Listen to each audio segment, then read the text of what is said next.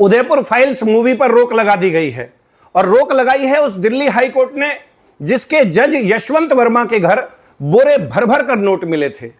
नुपुर शर्मा की post share करने मात्र पर उदयपुर के कन्हैयालाल टेलर की हत्या करने वाले मोहम्मद गौश और मोहम्मद रियाज को ढेरों सबूत होने के बावजूद 3 साल में सजा मिलना तो दूर, गवाहों की पेशी तक नहीं हुई है। परंतु मर्डर को दिखाने वाली फिल्म पर मात्र 3 दिन में रोक लगा दी कट्टरपंथी मौलाना मदनी की पिटीशन पर। लोग कहने लग गए हैं देश में मोदी सरकार से ज्यादा ताकत कपिल सिब्बल, अभिषेक मनु सिंघवी और प्रशांत भूषण जैसे दलालों की है। सरकार बटला हाउस, ओखला और हल्द्वानी जैसे अनेक क्षेत्रों में बांग्लादेशी और रोहिंग्या घुसपैठियों के अवैध कब्जों पर बुलडोजर चलाती है, सुप्रीम कोर्ट रोक लगा देता है।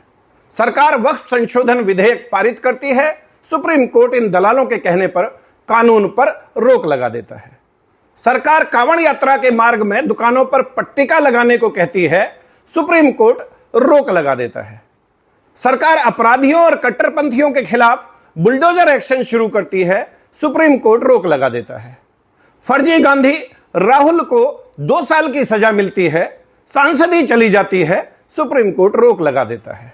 गुजरात दंगों के नाम पर दुनिया भर से करोड़ों रुपए का गबन करके उस रकम को डकार जाने वाली तीस्ता सीतलवाड़ की गिरफ्तारी तय होती है। सुप्रीम कोर्ट सिब्बल के कहने पर आधी रात को रोक लगा देता है।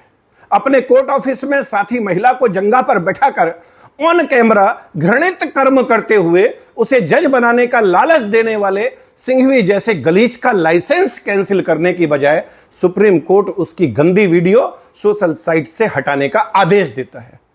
मतलब चल क्या रहा है भाई इस देश में? सरकार का कोई रसूख मानता है कोर्ट या नहीं? आम इंसान की तो छोड़ो, एक वकील कोर्ट ऑफिसर होता है, कोर्ट साहब से कम पढ़ा लिखा नहीं होता।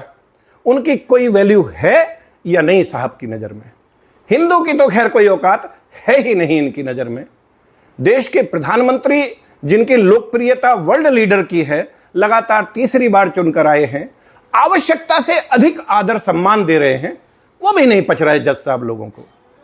देश में हिंदू बहन बेटियों के साथ लव जिहाद पर आप आंख मूंद लेते हो, मौन हो जाते हो आप जबरन धर्म परिवर्तन पर, तुष्टीकरण पर और जनसंख्या असंतुलन पर।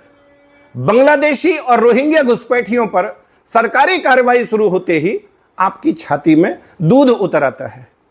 परंतु 5.5 लाख कश्मीरी पंडित अपने ही गांव घर से पलायन करने पर मजबूर कर दिए गए, आप शांत बैठे रहे। कोई इतना एक तरफा कैसे हो सकता है जज साहब? कैसे? आप भी इंसान हो, एक बार दिल पर हाथ रखकर सोचो कि आप और आपका पूरा परिवार, कुनवा खानदान और पूरा का पूरा गांव उजाड़ दिया जाए, भगवान कभी ना करे आपकी बहन, आपकी बेटी के साथ कश्मीरी पंडित गिरजा टिक्कू की तरह सामूहिक दुराचार हो। उसे नग्न अवस्था में जननांग के बीचों बीच आरा मशीन से जीवित ही बीच में से चीर दिया जाए, आपके भाई, आपके जवान बेटे की आपकी आंखों के सामने हत्या कर दी जाए, आपको आपके गांव, आपके शहर, आपके जिले से ही नहीं, आपके राज्य से भी आपको जान बचाकर भागना पड़े और 35 साल दर दर की ठोकर खाकर अपने ही देश में शरणार्थी बनकर रहना पड़े, आप कैसा महसूस करेंगे? पिछले 35 साल में एक बार भी आपकी आत्मा ने स्वतः संज्ञान लेकर जालिमों पर एक्शन लेने को कहा है?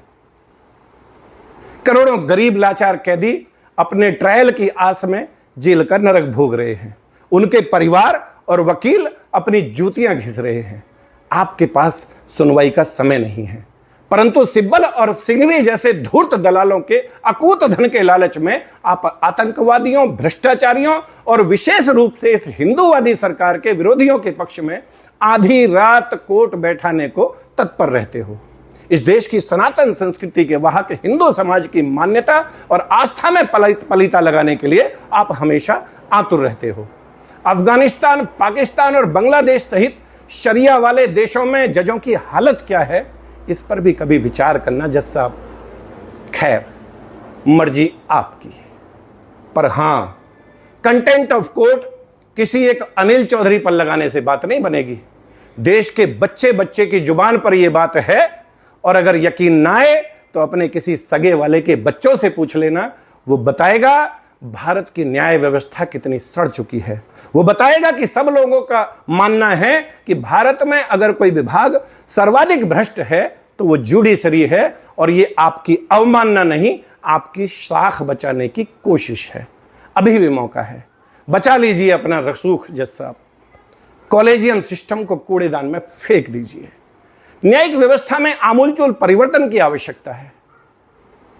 आप समझिए इस बात को, और फिर भी अगर लगे कि गंदगी को दूर करने की बजाय मुझ पर एक्शन लेना ज्यादा जरूरी है तो ठीक है, आखिर someone has to bell the cat.